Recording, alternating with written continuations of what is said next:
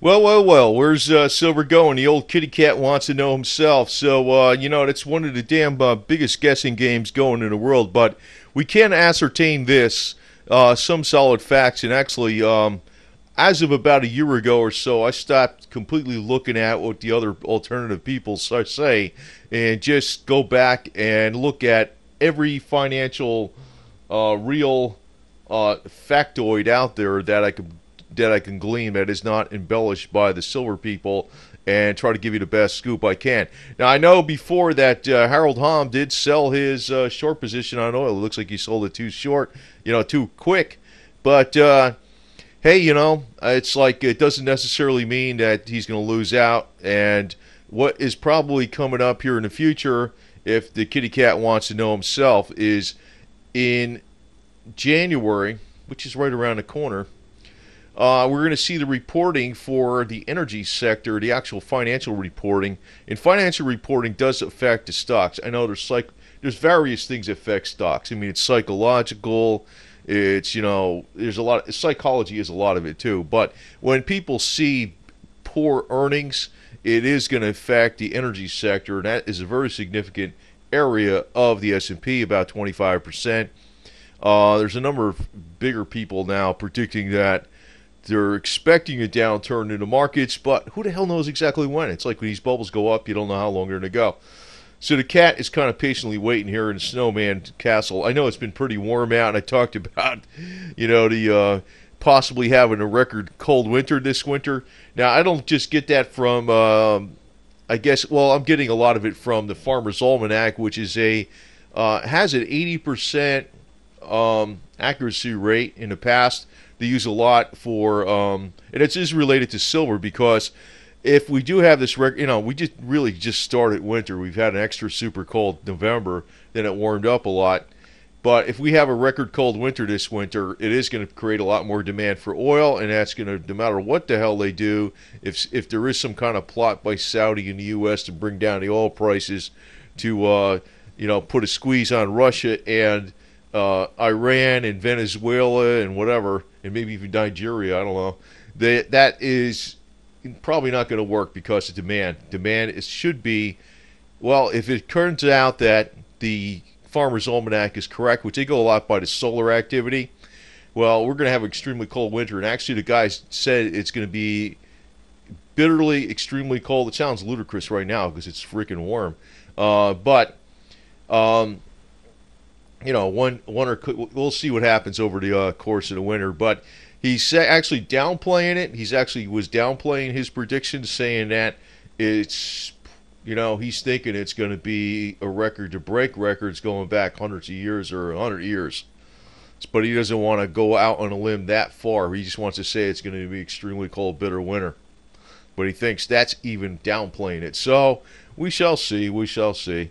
But my point on that is that's going to bring a lot of demand for oil, and the cat's hanging out here in his little cat igloo, so it's staying warm. So anyway, and for you people out there on the health videos, you might want to think about what Joan Rivers says, because you could be just doing a lot of nutrition, because it says Joan Rivers used to say, "I'm not into exercise. If God wanted me to bend over, He would put diamonds on the floor." You remember her? She was a good lady, man. She told the truth about. I don't want to knock Obama's, man, because I don't even know if she said about Michelle was correct or not. But if it is correct, I'm not even mad at her for that. If you realize what she said, I'm not even going to repeat it. But I actually have a problem with some of her political beliefs versus what she is. So anyway, Joan, I like this lady though. She was cool, so I'd bring her up again. But anyway, I want to point out something else. This was on Zero Hedge. And, I'm just going to bring up with this point here that you can't have your cake and eat it too at the same time. The reason I'm bringing up this point is because, Zero Hedge, I'm going to mention this, man, because there's so much stuff on there that I wonder where the hell they get it from, because, like somebody writes something and, it's under a pseudonym, whatever the hell it is. I think this was on Zero Hedge. But they said that BlackRock said that the S&P 500 profits are 86% higher than it would be if accounting standards of the national accounts were used. I don't know what the hell they mean by that. the accounting standards of the national accounts were used. Um, the Financial Accounting Standards Board, I guess. But in other words, but I have to tell you this: when you have, if you're reporting your earnings really high, in other words, what the investors look like. I'm pointing out this thing: you can't have your cake and eat it too. If the investors are looking at a set of financials, right? It's a set of financials that you have in your tax return. It's not like you're going to keep two sets of books. I know there's probably people that do that, but it's not like, as far as what the investors see and what the IRS sees, it's the same thing. So if you're overinflating your earnings somehow by doing some trickery, as they're talking about, you're paying more taxes. So how's that? So I don't know what the hell they're talking about here. So, if you just want to, like, you know what I mean? It's almost like, if you're saying 86, if they're doing it, if they're making their earnings look a little bit better for the stockholders, maybe, you don't want to make things look too bad or too good, I guess. Maybe there's always that tendency, I guess. But you got to stay within parameters that are real. But, when they're making these statements that it's 86% higher, oh, man, really? Really? But I'm going to tell you this. I think that when the next reporting comes in, we'll see how Black Friday went for retail and what happened on Christmas. Because a lot of times, they call it Black Friday on Thursday because that's when the profitability comes in. A lot of times companies are in the red all year, and then at the end of the year they make up for it and all that type of stuff. So that could be. But I just got to tell people to beware of some of these exaggerations on these wacky stories coming out of these places, even that seem to be very responsible. So, and speaking of wacky stories, I want to actually put a link on the bottom of this video or in the comments about North Korea's reporting on the USA. You wouldn't believe it, man. They said there's widespread starvation, that people are melting snow and making tea out of it, and people are eating the birds, and there's no birds left. That's what they said. But anyway, the elite are actually sitting on a precipice. We know this in a lot of ways because, it's common sense. Common sense goes a long way. It's like they're up there in their castle and they're saying, yeah, everything's great, And actually, they are kind of sitting on a precipice because they really don't realize, and they're out of touch with a lot of what's going on. There's a lot of resentment now coming to elite because of, the disparity between rich and poor is getting worse, That's one thing that's unfortunate. Actually, that's, I got to say that's reality. But I'm not knocking the United States because, relatively speaking, even though we're kind of moving in the wrong direction in a lot of ways, because you can see the disparity between the wealthy and the poor is getting worse. Like, in other words, since the financial crash of 2008, 2009, the recovery mainly has been in the top 1 basis point. Those are the ones that got the money. Actually, the people that are where the profitability went up on the companies is actually it's the CEOs. It's going in their pockets, and really there's less good jobs out there working where people are working full time with a stronger paycheck, because the way they made the companies more profitable in America was they downsized. They cut where it was easiest to cut, in management, middle management, and all this kind of garbage. In a lot of ways, that's probably good because that's not really a productive area. But, on the other side of it, it's not really painting a true picture of what's going on in the economy. The economy is mainly doing well in the banking sector. It was also doing extremely well in the energy sector with shale oil, and now you see what happened with shale oil. I like to see what the numbers are now with the the jobs report that comes out with all the layoffs from all the people that are probably getting laid off in the shale oil industry and the Bakken Reserve. So we shall see how that goes. But I want to comment some more on some other things. Like, this is a roadway in Russia. This is called the Highway to Hell. Now, I know, like, you talk about the elite wasting money in the United States and all this kind of garbage. I know they do. There's like hookups between, certain anointed companies and Washington D.C. and there's the anointed big banks in Wall Street and stuff, right? But, on the other side of it, if you look here, this is Russia. They call this the highway to hell. Now, this roadway in the wintertime is actually very easy to pass. It works. It's pretty easy to pass because it's frozen over. But in the summertime, it's got a lot of problems. And you're saying, well, it's impossible to build roadways there and all this. That's what some people will say. But if you start thinking about, now I'm going to point to another country that really has some serious engineering achievements, I think, even more than the U.S. in a lot of ways. I think they're pretty perhaps super duper builders. But what happened though in Russia is that Putin actually, and you can say I don't really hate this guy. I don't hate this guy. I don't. What I'm really dispelling here, why I'm bringing his name up so many times, is because they made so many inroads into the West about everything's evil over here and Putin's going to save the day. No, he's not either. But I don't hate this guy. Actually, I think I respect him, and I think he's a disciplined person. And he's a politician like the rest of them, and he plays the game, and he's making a lot of inroads in the United States about, Russia's great and U.S. is going down. That's how some people are thinking in the U.S. I totally know that's bullshit. But, they're using propaganda, and it's working. But here's Sochi where the Olympic Games.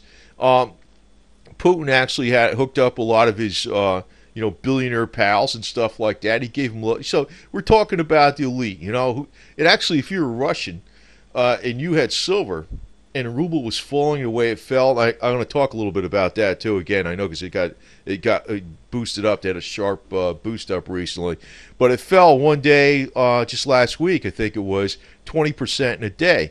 Now, if you had silver and you were a Russian, and that happened, silver would have saved your ass, man.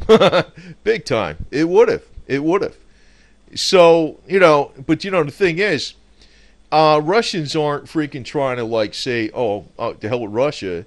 If they had silver, it would have saved them. Now, if that happens to us, like the pendulum swings against the U.S. currency, I don't want people knocking the U.S. I mean, come on, it's getting ridiculous. There's problems all over, and actually all these elitist bastards are no good, okay? But here's Sochi. Sochi's actually going to decay. It was they built all this stuff, and it's not that they just built it for the Olympics. There was all these big bucks contracts put out there to his friends for exorbitant rates, and they made some serious mega profits on this at the expense of the average Russian. So you look back at this highway to hell, they could have been doing something with this that would have been permanent instead of building this bullshit, which is going to rot. You know what I mean? So there's a lot more. They could have had a lot more trade between the outlying areas of Russia, which actually have unique products that Russians could have used in St. Petersburg and Moscow, where the cities are, and they could have had a lot more internal trade. But now they wasted a lot of money on Sochi. Now, this is Japan. Now, if you think the land over in Russia can't be traversed due to engineering, if you want to look at a place where there's loads of freaking crazy terrain to deal with, it's Japan. And you talk about earthquakes. They got earthquakes up the yin-yang, and everything's got to be really done right. It's like they got more engineering problems with making a road or a building in Japan than they do in Russia. And you talk about cold and snow. Actually, if you're talking about cold and snow, this is Japan, right? Even maybe not the coldest place or the snowiest place in the world is in Japan, but if you're taking the top cities that have a large population, that have loads of snow, and yet people live there, you're talking hundreds of thousands of people, and they still live there, and they're dealing with 300-something plus inches of snow a year, or 150 inches. It's Japan and the USA snow belt. I'm talking about not the snowiest place on Earth, like Mount Rainier or something in Washington, but I'm talking about where there's a heavy population. Like Moscow is not really, I don't even want to deal with Moscow, but I'm saying is a lot of these other places in Russia, they would have, if they had the infrastructure, to be able to support a lot more people. So Putin wasted a lot of money on Sochi.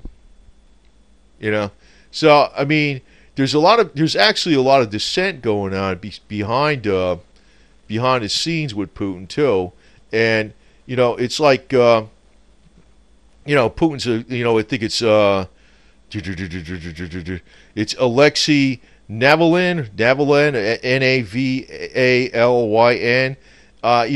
The state prosecutors are trying to silence him, put him in 10 years in jail over fraud charges because he's criticizing Putin.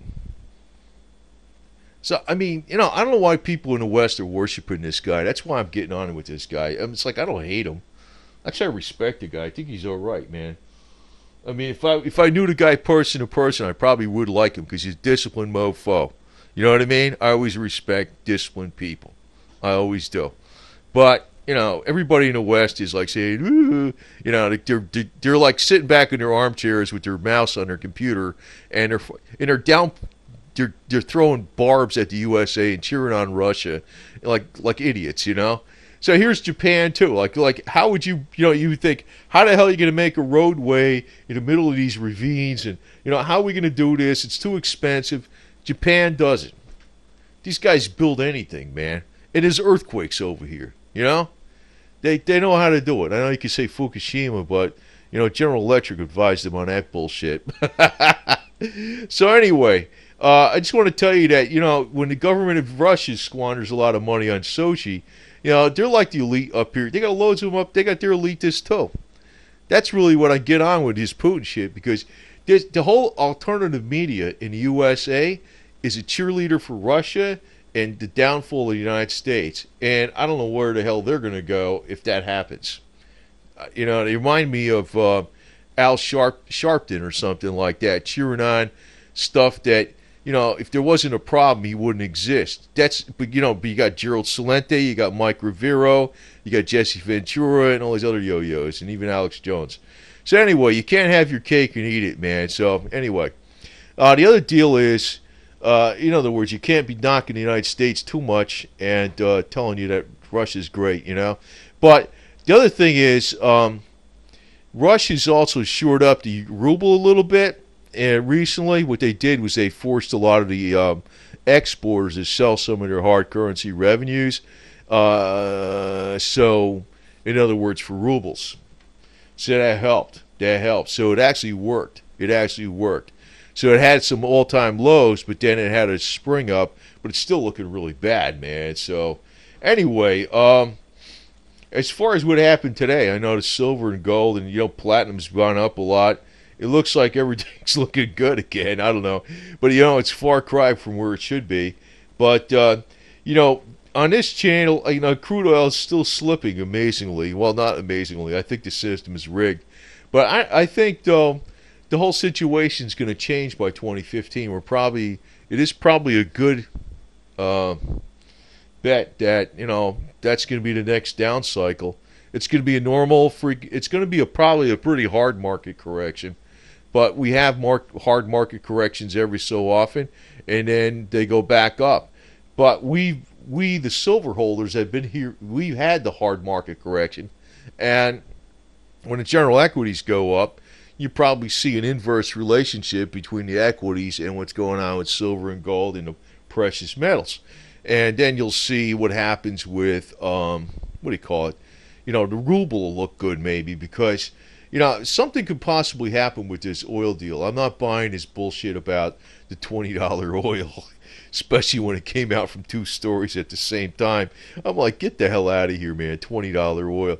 There's a limit to how low it can go, man.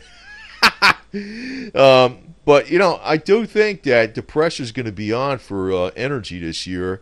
I got to go by the best information that I have, and that's... I know the global warmest people say that we're getting warmer and warmer, but if you look at really what's going on, the trend over the last several years, it get colder and colder, including ice pack and all this stuff. I know they take snippets out here and there. I know the deal with why they push for the global warming, man-made climate change, and all this garbage. It's because of the global carbon tax. That's the New World Order stuff. But, we'll see. We'll see, man, because it's not just this year. It's going to happen for the next 15 years. It's going to get colder and colder, probably like nobody's seen in the last several generations. And the global warming, global climate change theorists are going to be like, what the hell, man? It's going to look so. That's not going to work too good for their global carbon tax agenda. So we'll see how that works out. But actually, what I think we ought to do is just grow hemp and have a hemp tax. You know what? We'll just give them some hemp. That'll pay your taxes, right? Here, you want a bushel? Here you go. Here you go, Uncle Sam. Have a bushel of hemp. So anyway, that's coming right from the cat finance team over here in the igloo. But anyway, I had to bring up some of these things about some of the stuff that's going on in the alternative media because they really are embellishing the downfall of the West for their profitability and their bank accounts in U.S. dollars. And I realize it works, but it's a game I'm not going to play. But I realize when the pendulum swings here pretty soon, you're going to see, Mr. Cat's going to see this happen. When the pendulum swings, it's going to swing in favor of commodities, which is going to swing in favor of Russia because they're a big commodity producer, and Canada, and the USA, and Australia, because we're all big commodity producers. And, it's going to, it may, the alternative media is going to be like screaming the downfall of the USA. And I'm like, God, for profit. And they're probably going to make a lot of money doing that. And I'm not going to play that game. I am not going to play that game, man. I'm not going to play that game. So anyway, just leave you with this. When the profitability report, the financial reporting comes in, you see what kind of profitability they have for the last quarter in the energy sector. That might be the beginning where we're seeing the market corrections because I can't see how there couldn't be a lot of sell-offs in stocks when they see how much damage is actually done. I mean, they could stave off some damage by laying off a lot of people, but I mean, I really don't see how they could stave off that much damage because, as a good indication what's going on in the energy sector is a good indication what's going on in Russia.